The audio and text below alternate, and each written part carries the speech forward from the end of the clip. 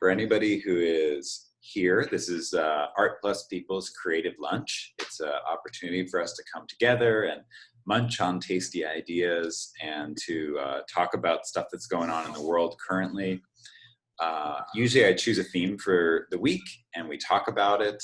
Last week's theme was more about graduation and milestones, and this week's theme, I thought it would be really useful to talk about struggle and the things that people are going with. And it ended up being this really wild week, as everyone knows. And so I just want to say, first off, like, Ayana, thank you so much for being here. This is really wonderful to have you, and like, what an interesting time to be having this conversation. We planned this before, and then all of a sudden there was the conversation like opened up, and I'm really thankful that you're interested in having that conversation with me. Of course. I appreciate the opportunity. Like I said, I'm going to just like do two more things over here. But while I'm doing that, can you kind of talk a little bit about you and your work? Of course. And I would just, for people that don't know you, let's share a little bit. Sure. So good afternoon, everyone. My name is Ayana Ali. I am a licensed clinical social worker, licensed and practicing in the state of New York. My practice is based in Brooklyn, and I have had my own private practice for about 15 years. And I am a wife, I'm a mother, I'm a woman, I'm a Black woman, and that, kind of group of people, women of color, women, are primarily the group that makes up my client base. So I work extensively with women suffering from anxiety, depression, relationship issues. I also have a niche practice of working with women who are either experiencing or have experienced pregnancy loss or infertility. And so I have always been quite interested in the ways that mental health is not given enough attention. I'm interested in access when it comes to mental health. I believe that there are, unfortunately, still are communities of people or groups of people who don't really have access to quality healthcare, particularly mental health care. And it's always been a mission of mine to make sure that I am accessible. And not only am I accessible, but that I'm talking in the therapeutic space about things that are important to my client base. So, not only am I interested in helping them improve their mental health and discussing anxiety and depression techniques and coping mechanisms, but I'm also interested very much in what their experience is as women and as women of color, dealing with microaggressions in the workspace, and quite clearly what's been going on, in the last couple of months with COVID and with, unfortunately, the deaths of, Black people across the United States is something that I believe is really pertinent, and it's something that should be addressed in the therapeutic space because it is something that impacts us quite heavily. So, as we know, all of the data indicates that people of color are dying at much higher rates from COVID, and that it has affected our community, it's affected everyone in a disastrous manner, but of course it's affected communities of color, particularly Black and brown people, more so than anyone else. So I think that that's something that certainly is impacting people's mental health today. Sure. And then with the recent deaths of Brianna and, Ahmad and now George, I think that that's something that's making this difficult time even more difficult for many people. Not only for people of color, because there are people that, COVID and, racial injustice affects whether they're Black or brown or not, particularly for my community, it's been very stressful. So. I want to dive in on kind of like what the particular stresses are and like the coping mechanisms that people use to deal with them. I'm also thinking that maybe if you haven't already started your Instagram live, this would be a good time to do that. Yeah. So let's jump into that. Okay. I'm We'll have a live. technology section. All right, so you're live now, and I'm on your live. Okay, I have to actually turn the phone. Sorry. Okay, here it is. Are you Yeah. trying to put it in a good place? Okay, so I have joined. Okay. And I'm requesting to join. Here we go. Okay. Yes, now I see you. Okay. I'm waiting for you, it says. Yes. Here we Hi. go. Hi. Hey. So you were talking about some of the issues. Let's see. Oops. Okay. You were talking about some of the issues that are impacting people in your community. Yeah. And I'm wondering if you can talk a little bit about maybe what are like the top 3 and what are some ways that people go about handling those issues that people are struggling with right now. So the top 3 issues that are affecting my community. First of all, before I say anymore, I want to just say thank you for the people who are joining us live or on Zoom and all the platforms that we're posting on. It's a pleasure to have you here, and we're really glad that you're here and to be with you. And if you would like to, you can share, of course, so that we can reach a bigger audience. That's much appreciated. Thanks. So I think the issues particularly that are, affecting, not only my community, which happens to be the Black community, but also all communities at large, but that are particularly, impacting my community are, I think the fact that It's been, so I live in Fort Greene, so all the violence that was going on last night was like right outside of the apartment. Wow, okay. So I think, I think number one, what affects my community at all times, unfortunately, is racism and disparity and discrimination. So I think that what happens is that as we move through time and as we, time and space, and we happen to be in particular, time periods, whatever is kind of the hot button topic is, is affecting my community, but then it has the extra kind of layer of racism. So, up until a couple of weeks ago, the country was really in the thick of COVID, and we've seen some improvement. But one of the things I think that has impacted my community strongly is the fact that just being a person of color, in particular, just being a Black person, put you at higher risk for one, contracting the illness.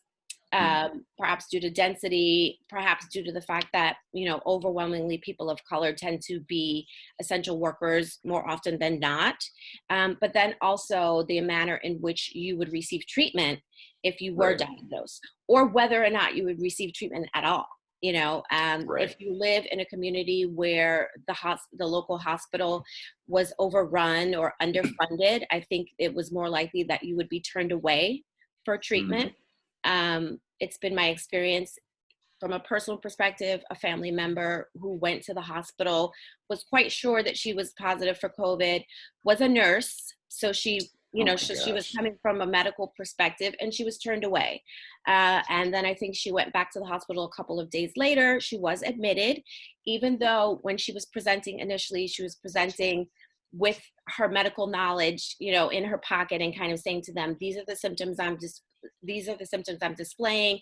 I know I am positive for COVID. She was still turned away. When she went back a couple of days later, she was admitted. Unfortunately, she passed away.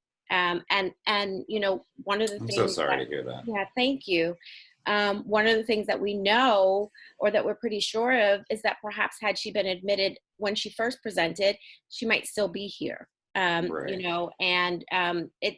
that's an example of, I believe, how, racism may impact people's healthcare treatment.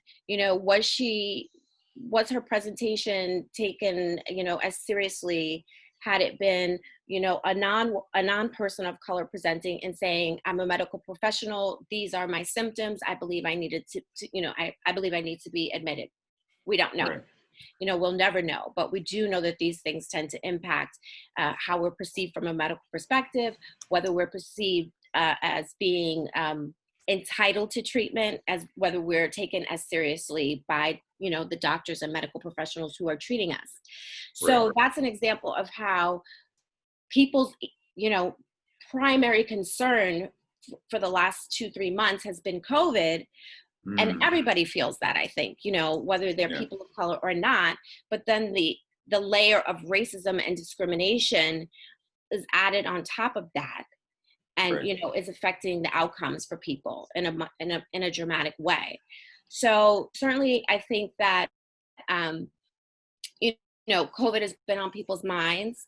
I think it's not uncommon for people to feel paranoid, I talk to many people who, when they go out into the community, they are doing, a whole ritual of, masking up and putting on gloves and, getting dressed. And then they're outside in the world and they're experiencing a lot of anxiety, wondering, have I come in contact with COVID today? I don't know. And then when they're coming Right. home, they're doing a whole other ritual, taking their clothes off, spraying their shoes down, spraying, everything down, making sure that things are in a place where if there is COVID on a surface, it can't get in contact with the rest of their house. I mean, this is a time when people who suffer from anxiety, when people who suffer from obsessive compulsive disorder are really being triggered. Right. And that's across the board, what Are I would. you doing some ritual? So for me, when you're talking about this, I'm like, that's me. Like I'm going outside. I have my inside clothes, and my outside clothes. Yeah. I'm putting on gloves and masks, and then I'm constantly thinking about, did I maybe encounter it? Am I maybe giving it to somebody that I care about, who I spent Right. time with? Do you have a ritual like that, or? I did in the beginning. I have a small child, a toddler, and obviously I'm concerned about her. I have a husband, I'm concerned about him. Right. He does at times have to go into into his physical office. He works from home some days, but then has days when he must go into the office. And I was very concerned, obviously, about bringing the virus into the house. I think at the beginning of the quarantine period, I was doing a lot more kind of ritualistic preparation when going Mm. in and when coming out.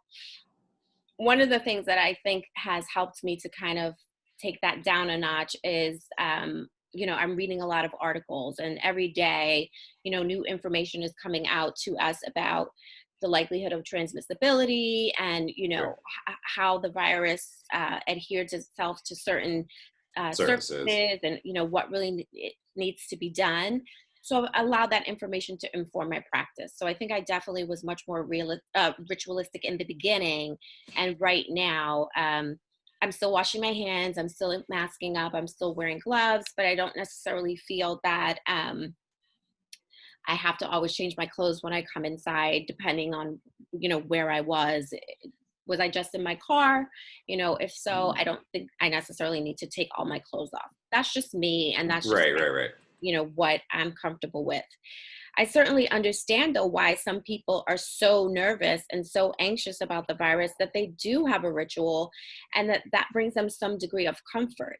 And so Mm. one of the coping mechanisms, that I would emphasize to people is that if there is something that you can do that makes you feel a little bit more safe or brings you some degree of, of comfort about the spread of the virus, by all means do it. Yeah. If you feel that it's becoming, it's creating an obstacle in your life where it takes you an hour to get ready to go outside and then it takes you an hour to, once you come back in, that might be indication that it's becoming a problem for you because it's getting in the way of the rest of your life.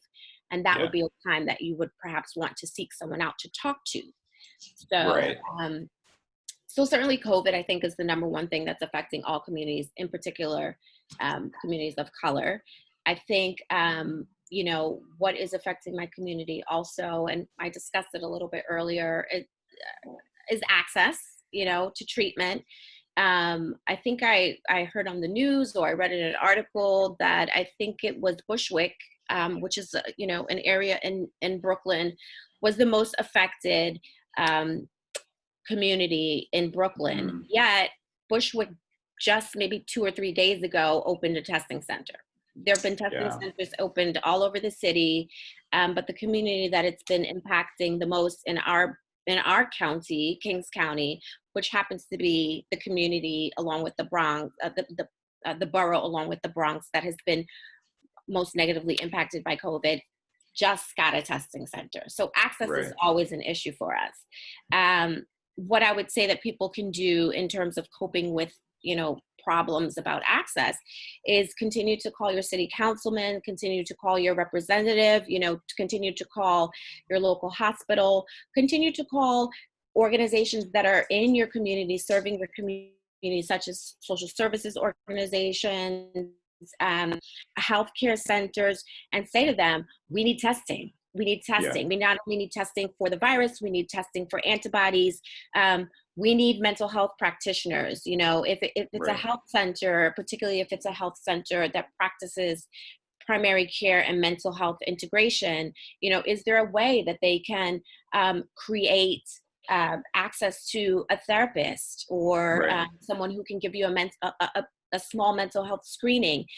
Is there a community center maybe where you can place a therapist or place a doctor, and then, with social distancing, have people come in and get access to evaluation services? So, Right. speaking out and advocating for what you need in your community and welcoming it in, and then also kind of holding the people who provide services in your area accountable to making sure Mm, that you have access just like anyone else, is also a coping mechanism. It's also something that can improve your community. So right. COVID access, and then I think, you know, um, making sure that your mental health is taken care of. Mm, Quite often in communities of color or communities of the underserved, um, there's no time to pay attention to your mental health. right. You don't necessarily have the luxury of having therapy, going to somebody's office once a week or going to a psychiatrist. So making sure that you access the services that are out there and in a way that makes sense to you. Right now, almost every therapist and almost every psychiatrist is practicing telehealth. Mm, Um, I've always practiced telehealth. I've been doing it for a really long time. It hasn't changed because of COVID. When this whole quarantine is over, I'll still continue to provide mental health services via teletherapy, because I know that sometimes what is, the difference between people seeking services or not is the fact that they may have very full and very stressful lives, and they may not have the time, to get in their car or get on the train and get on the bus sure. and travel to someone's office. But through teletherapy, you can make sure that you can get the services from wherever you are. I've met Right. with clients who are in their cars driving and we're doing a therapy session, That's awesome. or I meet with people who, if they have an office, they take their lunch and they close their door, and I might meet with them then. So, Mm, making sure that you can do what you need to do so that you are well is very important. It's important to my community. So mental health is important. Um, also, I know that this is a word that's kind of floated around a lot, self-care, and mhm. it almost makes me roll my eyes, but it's important. It's important. Yeah, totally. It's important. And sometimes when people think of self-care, they think of like a luxurious bath or, going to a hotel for the weekend. And that's self-care. That's great. But what can you do in your own home? What can you do, on when you're on the train? What can you do in your own experience to practice self-care? Can you do Mm, a breathing meditation for 5 minutes? One of the things that I believe a lot in is mindfulness. So, can you get to a quiet space for 5 minutes, close your eyes, and do a breathing exercise where you're counting from 1 to 10 and you're mm, starting again? And if thoughts interrupt that practice, you get to number 3 and a thought kind of jumps in there and distracts you. Can you say to that thought, "Hi, I see you. I acknowledge you. it's time for you to move away and then start again. So Right. set a timer, for 5 minutes. When the alarm goes off, you're done with your meditation, you're done with your mindfulness. But that's a way to bring peace and calm into your body, into your mind. You don't have to go anywhere special to do it. If you're on the train, if you're on the train or you're on the bus, if you feel comfortable closing your eyes, you can do a mindfulness practice right then and there. You can do deep breathing. If you're in a place where you cannot necessarily open your eyes, close your eyes, you can still breathe and you can still count your breaths. And sometimes, what's difficult for us to understand is that your breath is really the only thing you have any control of. But it's life, you're taking life in and you're pushing out anxiety and you're pushing out depression and sadness. It seems so simple, but it really works. So, yeah. Wonderful. These tips that you're throwing out, I'm seeing people in the chat on Instagram Live, and they're just singing praises. It's really wonderful. Great. I think it would be great. When we talked about this earlier, I said that I would invite my community to respond to a question, which is, what are you struggling with? Yeah. And so I have some responses that I wrote on sticky notes for them. Okay. I think it would be really cool to just throw them up on the screen via screen share, and then we can kind of talk about them. Okay. I can read them out loud, but I'm trying to do something a little more visual. Okay. If you're on Instagram Live, you are not going to be able to see these, but we're going to be saying them out. I'll read them out loud so that people can hear what we're talking about. So okay, great. Whoops. That's not what I want to do. Always with this full screen. I have trouble with this every time I do it, and it just shouldn't be this complicated. Okay. Slideshow. Here we go. All right. So this is the first note. I think, a variety of different people have, this is one, someone wrote, it feels like I'm living in a depressive loop and I can't escape. Yeah. A lot of people are feeling like that. They're just in this loop. Yeah. I guess the first thing that I think of when I see this is how can you break the loop? Mm-hmm. Or how can you escape this depressive thing that you're in? And maybe those are two different things, or maybe they're one. If you can talk about that, would be awesome. Right. So one of the ways, that depression affects us is that it distorts our thoughts, and it helps us. It causes us to feel that certain thoughts are facts. And so one of the things that I like to talk about when I'm, talking with people who suffer from depression and anxiety is to, number one, know that a thought is not a fact. So you may be feeling that you're in this loop and you can't escape, but that's not true. There is a way to escape it. So first recognizing, what am I thinking that perhaps is distorted? And there are lots of ways that you can actually discover that if you don't know how to do it. Cognitive behavioral therapy is a really great way to begin to learn to assess your thoughts for validity.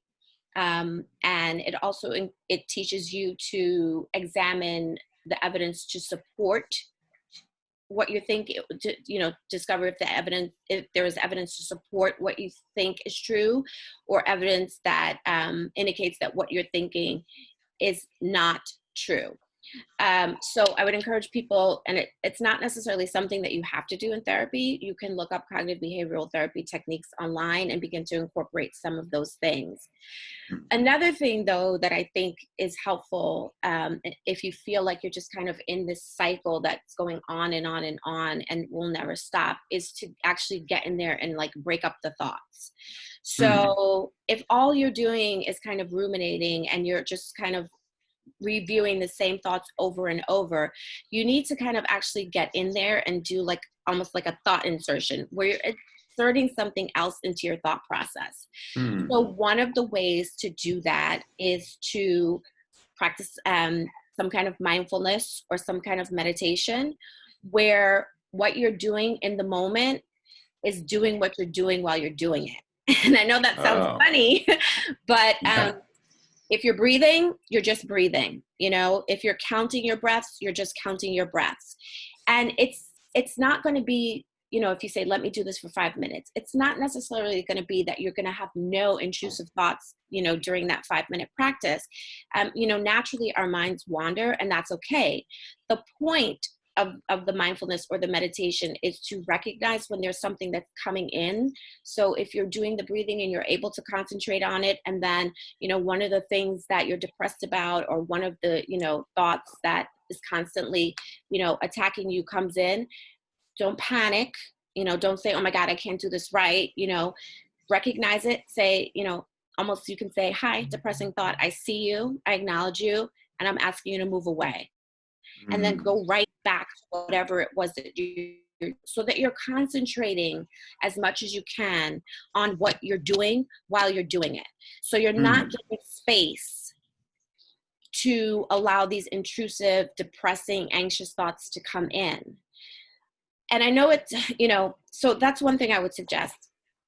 And I know it's difficult now because of, many states are still on some degree of quarantine. And, even if your state has opened up, there's just not necessarily a plethora of things that we can do outside the way Right. we're used to. But if you can, get outside. If you can get outside, go for a walk. If you live near the water, go to a place like the promenade, or the shore or something, and pay attention to the waves. Count the waves Hmm. as they come in or come out.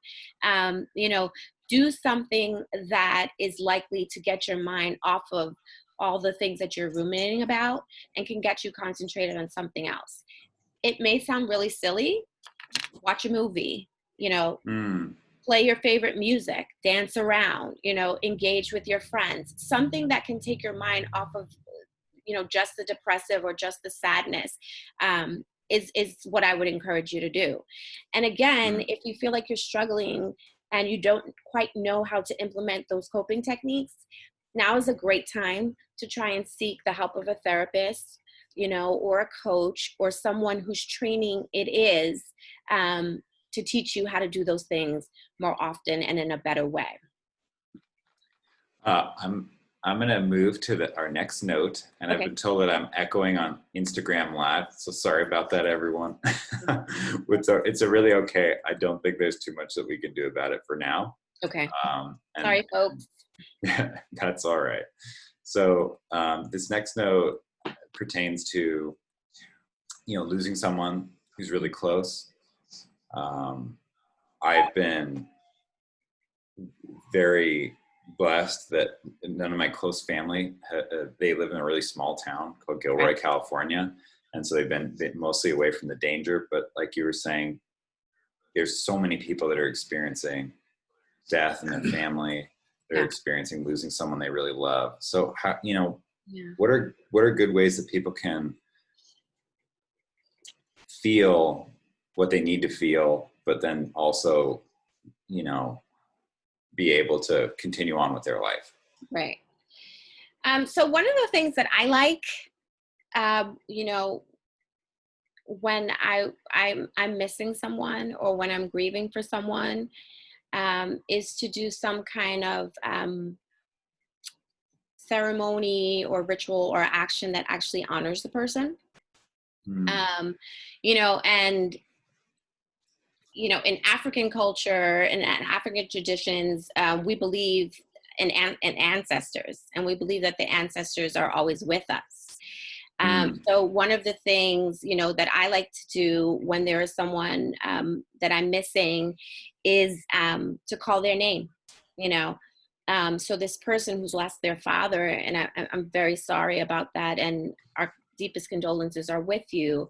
I wonder if it might be helpful for you to practice some kind of ritual whether it's one time or whether it's repeatedly whenever you're feeling low, that you feel honors your father. Maybe you have a picture of him. Maybe you can put his picture somewhere prominent in your home. And, you know, when you feel particularly down or you feel like you're struggling, go to the picture and, you know, say to him, you know, Dad, I miss you. Dad, I thank you for what you've done for me. Dad, can you be with me? You know, Yeah. Dad, let me know that you're here.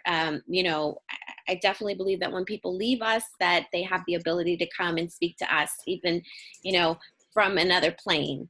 You know, so can you call on your ancestor? Can you speak to your dad and say, you know, I can't see you, but I feel you and I miss you. And, you know, I really want to be with you. I miss you. I love you.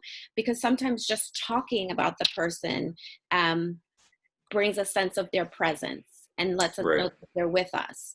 And certainly I think, you know, any kind of death is difficult, but certainly if someone's lost someone, you know, due to COVID or due to something that was unexpected, that makes the grieving process even more difficult because it just came out of the blue and it came from nowhere. So acknowledging your sadness, acknowledging why it's so difficult for you, that it wasn't expected, this wasn't planned, or even if it was something that, you know, you knew was on the horizon, acknowledging your sadness, acknowledging that you miss this person and that you're struggling sometimes can add a degree of,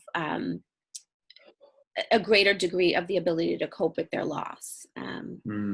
So, but yeah, doing something to bring the person into you and knowing that maybe they're on another plane, if that's your belief, but they're still with you. Sure. If you invite them in. That's just so lovely and such a wonderful image. That's how I love thinking about my family as being part of my existence every day, living or not. The ancestral power is real, and it's driving for me. For sure. I'm gonna throw up another note on our live stream on Zoom. But if anybody on Zoom, on Instagram Live, or on Twitch wants to ask a question or write something, after we talk about this next note, we're going to kind of open it up and hopefully have more of a conversation. People can share their thoughts or feelings. We'll probably also close our Instagram Live part of it because they won't be able to hear what people are saying on Zoom. Right. Next time you can join us on Zoom. And then, if you want to prime your question by writing it in the chat on Zoom, that's great. Or if you want to do that on Instagram Live, great. And if not, then we'll just continue our chat. So this next note says, I'm going to do two that are kind of related. It says, body dysmorphia seems trivial to worry about in such times, but I hate my body more now. And then there's another note that says, that's that one. Currently struggling to lose all this weight I've gained. And so one is maybe of a problem that's already existed, and then the other one is maybe a new problem, but both related to like weight gain and COVID-19 and this thing. Yeah. So, I mean, certainly many people have been in their homes. Maybe they're working from home, or maybe they're, you know, going out some days to a workspace. But I think overall people have been spending more time in their home. And, you know, many restaurants are closed. So people have been eating, you know, in their home probably more often than they ever have. And it's not uncommon that during a time of stress or a time of worry that, you know, we would use food kind of as a comfort. So people have gained weight, myself included. You know, it's different when all you have to do is walk to your kitchen to get something to eat, as opposed to going outside and walking down the stairs and going to a store. So we have a lot of access to food, and we have a lot of access to all the food that's in our house, as opposed to what we might have had access to if we were outside working more often. So number one, if you're struggling with your weight, or if you've gained weight, know that you're not the only one. Know that it is a common response when for many people, not everyone, but for many people, that when they're stressed and when they're struggling, to turn to food as a means of comfort. So it's normal. It may not be something that, you know, you expected, or it may not be something that you're necessarily pleased with, but it is a totally normal response to the current state of affairs. Right. And then for people who may have already been struggling with issues like body dysmorphia, or you know, low self-esteem about their weight or their looks, certainly being home and not necessarily being out and able to kind of see yourself in the world, or maybe not being able to necessarily have a moment where you're feeling down and you're struggling with something, and you say to a friend, hey, can we meet for coffee? Or, you know, can we go do this activity together? I need to, you know, just kind of get out of my head. That would, you know, exacerbate what was already there. Right. So it's not uncommon for anybody suffering from any illness, but certainly from body dysmorphia, or excessive eating, or worry about weight, to be experiencing a heightened sense of struggle around these issues. What I would say to the person who is suffering from body dysmorphia is that it is not trivial to be concerned about the things that concern you. It is not, you know, not having respect for people who are sick, or, you know, people who have lost their lives during this period of COVID. You know, it is okay to be where you are. And if you're in a period where, you know, you feel that your illness is heightened, obviously you want to try and implement coping skills that will help you. And if you need to pull in resources and you need to pull in a therapist, or, you know, something that's helping you with this illness, you're going to do that. But I want you to extend grace to yourself if you can. I want you to realize that everyone who struggles with something most likely is struggling with it to a higher degree right now than they may have been 2 or 3 months ago. And everybody's not going to be able to just snap back and get back on track with, if it's eating, or if it's diet, or if it's exercising, because one of the things that has happened, I think, collectively to people in this world is that motivation feels, you know, their motivation feels sapped, you know, maybe things that previously brought pleasure, or things that previously were easy for them to do, you know, feels like a struggle. So recognizing kind of the normalcy in this abnormal period, and saying to yourself, you know, I'm doing my best. You know, I may not be where I want to be, but I'm doing my best. You know, I'm working towards a healthy weight. I'm working towards a healthy body image. I'm working towards a healthy sense of self-esteem, you know, and continue to repeat that to yourself. You know, it seems silly, but you do change your brain when you tell yourself things repeatedly. So if you're constantly telling yourself, you know, I'm ugly, I'm fat, you know, you change your brain, and that becomes a part of your thinking. Same way you can say, I'm doing my best. You know, I'm looking better. I'm working towards a healthier me. You know, I'm struggling, but I'm making my best effort.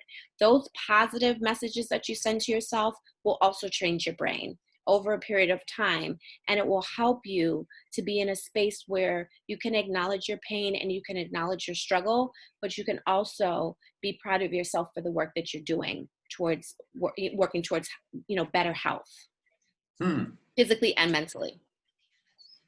I really like the idea of being able to rewire my brain just through the repetition of saying something great to myself.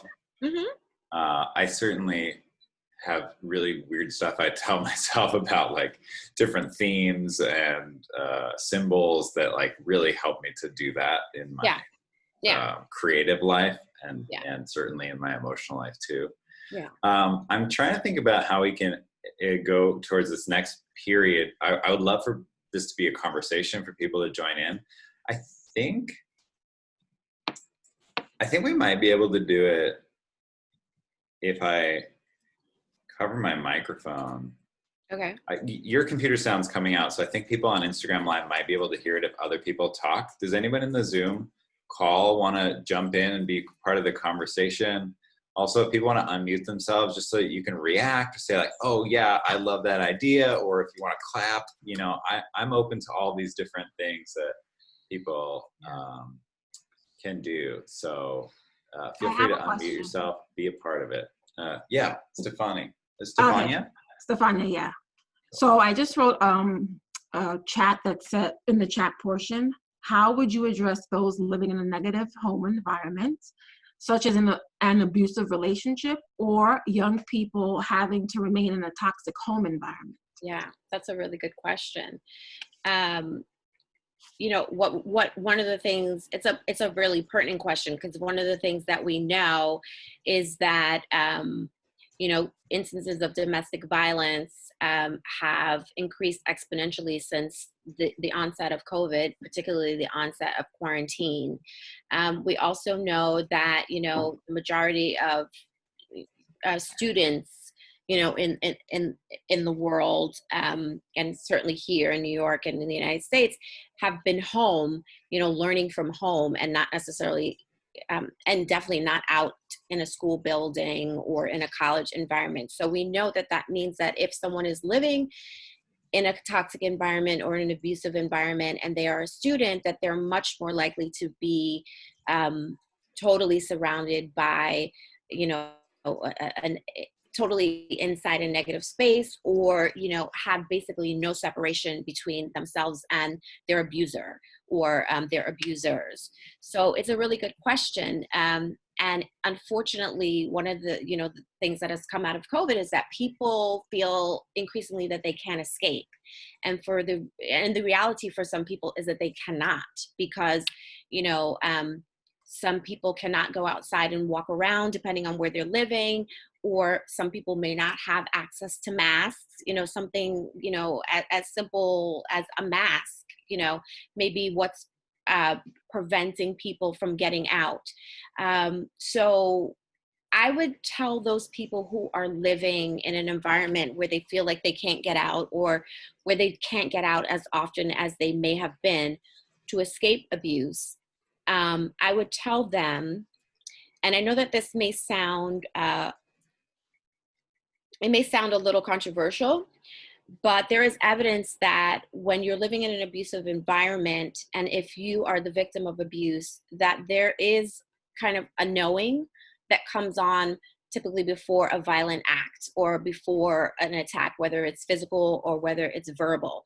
So one of the things that happens with people who are living in a trauma environment is that they become very good at knowing kind of when things are about to kind of set off. It's palpable. They can tell that the person who is their abuser is starting to get angry and is starting to kind of rile up. And they know that when the person gets angry in this way, or when they, say these particular words, that the likelihood is that an attack may be imminent. What I would encourage those people to do as best as they can is to try to recognize those signs when you know that your abuser is working his or her way towards becoming explosive, and saying to yourself, okay, I know what moment I'm in right now. I know that there's a likelihood of violence, or there's a likelihood of attack. Where can I go? Can I go to the bathroom? If I have a room that the door locked, can I go to my room? Is what usually happens when, this person is feeling this way. If I can, find myself in a place where I'm doing something else, like I start watching TV or I start reading a book, is there a tendency sometimes for that person to calm down? If so, let me do that now, so as a way of trying to protect, yourself. Another thing is, if you feel unsafe, and I know that this is a complicated process. We know that violence sometimes increases when people leave the home. So we know that women are more likely to be in danger when they actually leave an abusive environment than when they remain. But is there a way that I can get outside for periods of time? Or is there a way that I can tell somebody about what's going on? Is there a way that I can talk to somebody about what the particular danger is for me? So maybe even if I can't necessarily move out and go to a shelter or go to stay with somebody else, is there someone that I can tell who can kind of act as a buffer for me? So if there's a secret that you've been hiding in regard to the fact that you're being abused or you're being threatened or you're being endangered, is there someone that you can think of in your circle that you can talk to who might be able to have a calming effect or a protective effect on what's going on for me? You know, certainly going to a shelter at this time might not be possible.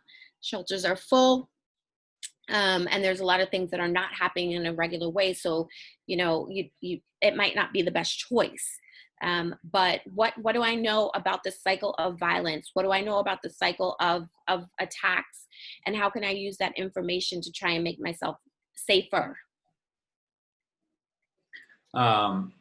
Let's see if we can get a few more people in for questions. If you want to use, you can also, there's a hand raising function. So if somebody wants to raise their hand, they can, and then we can call on you.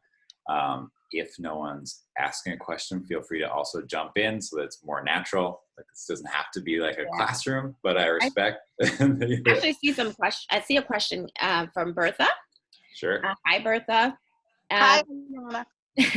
So her question is, how do we deal with the stress and anxiety as a result of what is happening to Black men and women in America?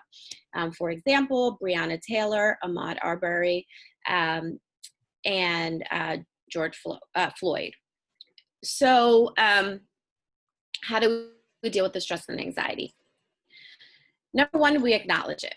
You know, I think something that comes out of a culture of silence, which there definitely has been to a great extent in the United States and across the world, is, you know, people make people feel badly when they recognize what's going on in their community. So there are some people who feel very uncomfortable with you bringing up racism, or you bringing up, you know, discrimination, or you bringing up the killing of people that look like you. So you have to acknowledge that all of that is stressing you, and all of that is causing anxiety, and that perhaps all of that has caused you perhaps in the past to stay quiet.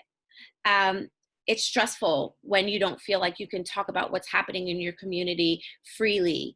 It's stressful when you feel like if you express empathy for someone who was, you know, the victim of police brutality or killed because of police brutality or racism, when you don't feel like you could say that. That is depressing, because if people don't understand that, that means that they really don't understand your human experience, and that they're thinking of you as a person, a Black person, a complainer, whatever it is, and they're not thinking about you as a human being, and they're not thinking that you have the ability to talk about what affects you. So acknowledging what you're feeling, speaking out about what you're feeling, regardless of the reception that you think that you will get, are two things that you definitely can do. And, you know, it doesn't necessarily change the scenario right away, but it will help you feel at least that you're being heard.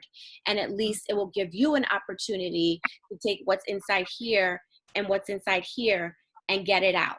You know, it will help you to de-stress in some way. What else do we do in regard to what's going on is we mobilize. You know, there are many, many ways that you can address what is paining you or what is hurting you. Some people protest. You know, some people join social organizations. Some people write on Facebook a post or on Twitter. Some people donate money, you know, to causes that are helping people who are struggling with these issues right now. Do what you can do to affect your situation. Not everybody is a protester. Not everybody's going to make a post on Facebook. You know, some people want to have one-on-one conversations, but whatever it is that you can do, do it. And speak your truth. Speak your truth, regardless of the reception that you think that you will get, regardless of who will make, you know, unfriend you or not want to talk to you anymore. Speak your truth. It is your experience. It is what your life, it's what's happening in your life. And you have a right, just like anybody, to express yourself. I see a comment here from Kumasi King that's along the same lines that says one way to deal with the anxiety of racism is to join a group of like-minded people who can provide you a platform where you can discuss the issues about race that impact you in a negative way. They can also support you if you're having a particularly difficult time. They can validate that what you're experiencing is real and that you have a right to feel that way. So those are one of the ways that I would suggest that you deal with the anxiety and the depression and the stress over what's going on in our country. If you are not a person of color, but if you understand the difficulty of what's happening for people of color, particularly Black people in this day and age, you can tell your friends and you can tell those who you know who are being affected by it, I see you. I see what you're going through. I see what's happening in your community. I acknowledge your sadness. I acknowledge your devastation. I acknowledge your worry. Validate, empathize, join, ally with people. Right. Can you elaborate a bit more on that? So as a white person that's trying to create opportunities for expression in general, I didn't think by asking, what are you struggling with this week, that there was going to be all these other things attached to it. And I'm glad that I get to open up the conversation and talk about these things, because maybe COVID-19 sort of gave people something to focus on that took attention away from the underlying issues in American culture that really caused tension and friction and like are terrible for a vast amount of people across the nation. But like so when I think about how to use, I have an Instagram platform with, around 11,000 followers. And then I'm trying to develop these different shows and things like that. And I see a lot of people reposting on Instagram and sharing different resources, but is that enough? Is there enough that I can do as an ally in this moment? I'm just curious if you have any thoughts on how non-Black individuals can do their best, like to the maximum in this moment. Well, yeah, there are things that non-white people can do to be allies and can and to positively impact the situation that's affecting people of color, Black people. Number one, you can acknowledge that racism is real. It's not a construct. It's not something that people have invented. So you can acknowledge that it is a thing, and it does affect people negatively, and it does affect outcomes for people of color in a myriad of negative ways. What you can also do is, when you're among other non-people of color, other white people who do not acknowledge the existence of racism or do not acknowledge that the way racism affects people, people of color is damaging, is you can check them, humbly and respectfully check your friends and say, actually what I know is that I know that racism has negatively affected, communities of color for centuries. I know that even though, the civil rights movement was over 50 years ago, that we're still seeing Black people being lynched on camera, Right. So, hit them with the facts, People can also decide whether or not they want to continue to maintain relationships with people who seem to have a very difficult time acknowledging the humanity of people who are suffering. So I personally don't want to be friends with anybody who thinks racism is a joke or it's a myth, or that, people of color are always complaining or they're always making a big deal out of nothing. You're not my person. Sure. So I'm not interested. I'm also not interested in teaching people about racism and how it affects our communities. That's your work. You know, I've Right. done my work. I've read, I've lived this life. It's not my job to be an educator primarily about how racism affects us. You know, it's Right. my Right. Right. job to help people get through this and help people process.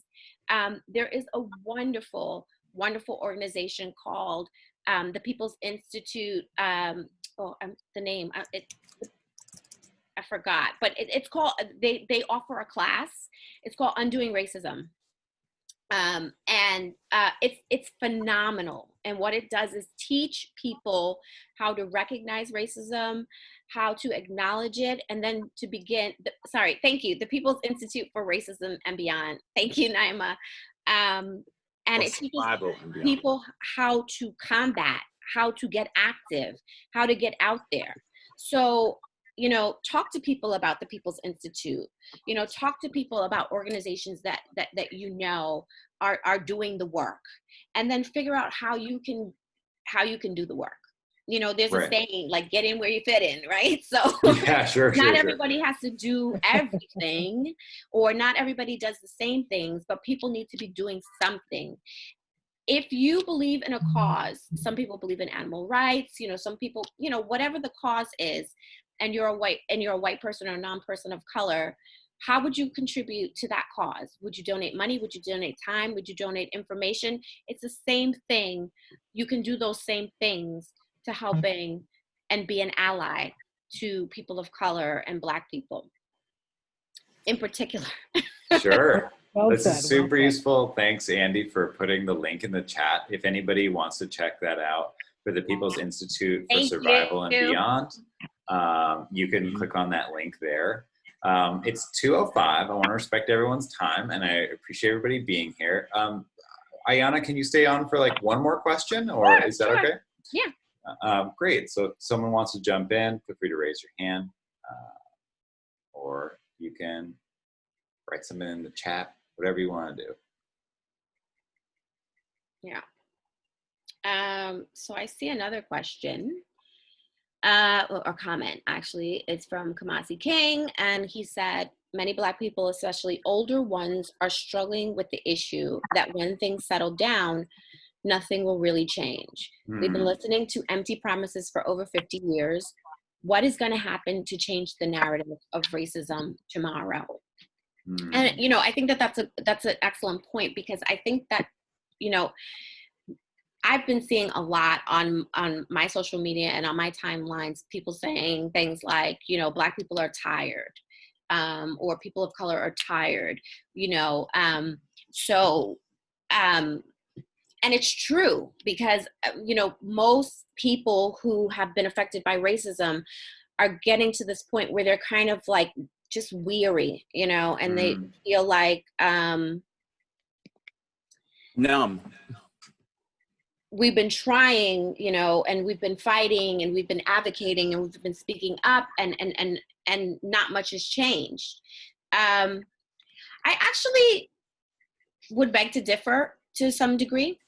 I think what you're seeing now, probably more so than ever, are young people joining the movement, and young people forming organizations, attending protests. And I think that young people just don't have the same level of tolerance that older people do.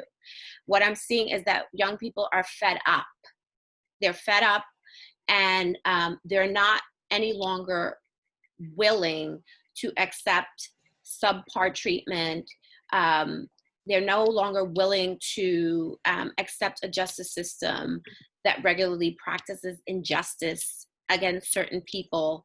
And they are demanding, you know, they're demanding a response.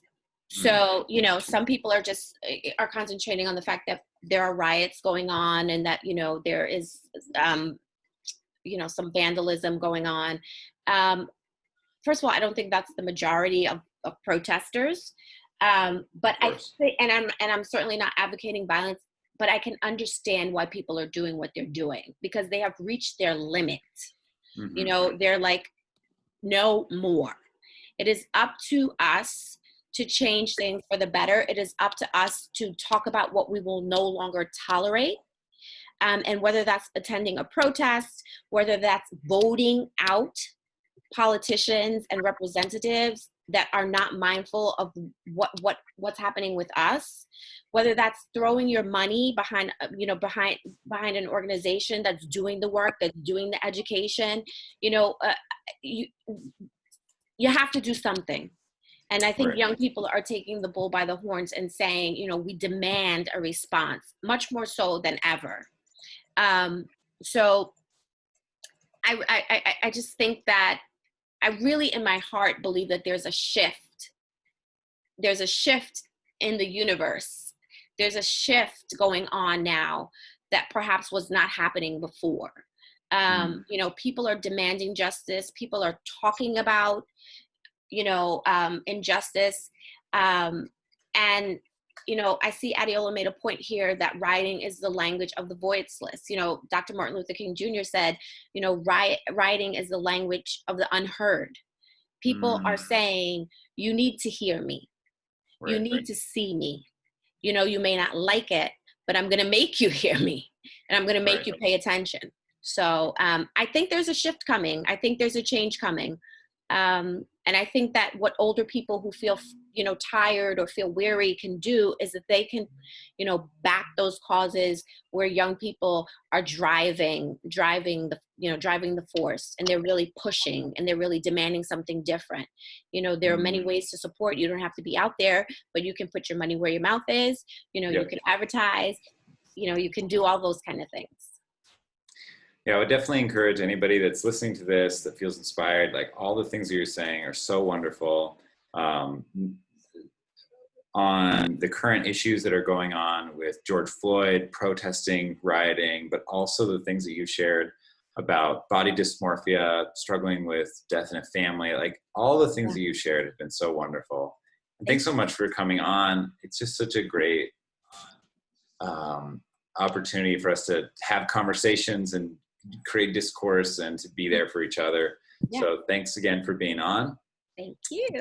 Thank you everyone that's been on. I see there's a bunch of different participants on all the different channels, and this is just so wonderful that people showed up for this conversation. If you'd like to come to more conversations like this, or you're interested in checking things out, we're now entering our shameless pitch section. So Ayana, you get to go next. You can be ready for that. But if you want to check out more things like this, and then this video will also be rewatchable at artpluspeople.com. It's an organization that's really interested in promoting art plus people, not art and people. Like, I go to a museum and I look at a painting, but a culmination of what we can do with creative vision and people that are melded together with that.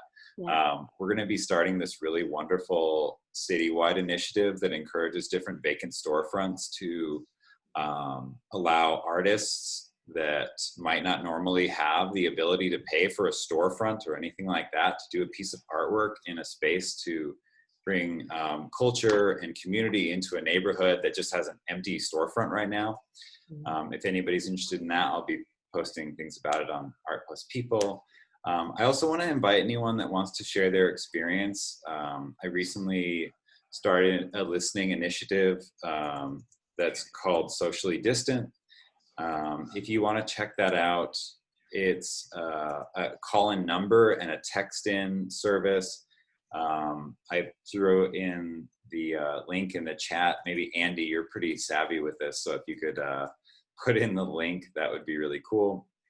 But it's just a number that you can call in to share your experience, so we can sort of collect what people are going through as an oral history, as something that we can learn from, as experiences that people can go through, to think about what people are going through so that we can create policy and legislation that really helps people after this.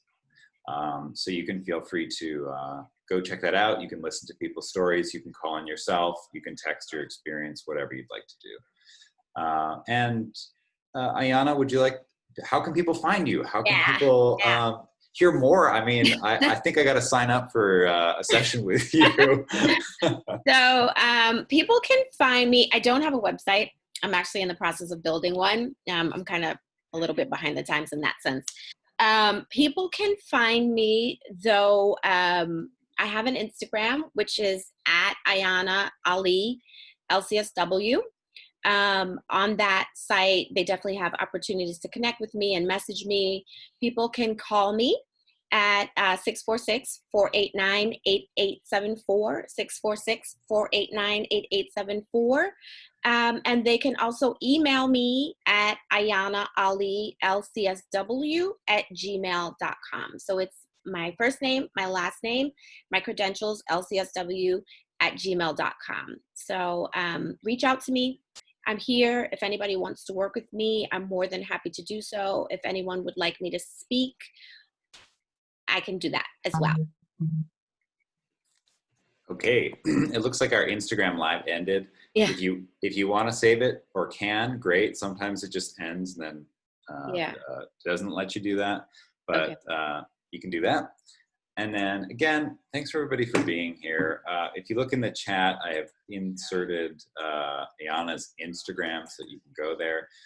Something that I like to do sort of at the end is if somebody in like 5 seconds or less, if anyone would like to say thank you to Ayana, I think that's a really wonderful ritual at the end here. So anyone that wants to unmute themselves now, feel free as you're leaving, say thank you. I enjoyed being here. Thanks, Ayana. If you'd like to do that now, now's a good time. Thank you, Ayana. Thank you. Thank you. Thank you. Ayana. Thank you. Thank you, Matthew, also. Thank you. Of course. Thank you, Thanks, Matthew. Thanks, everyone. This has been so wonderful, and I hope everyone has a wonderful rest of the day, weekend. Take care, and we'll hopefully have more conversations. Thanks. Yeah. Thank you very much. Bye, Have a good day. everybody. Bye. Bye. Thank you. Bye.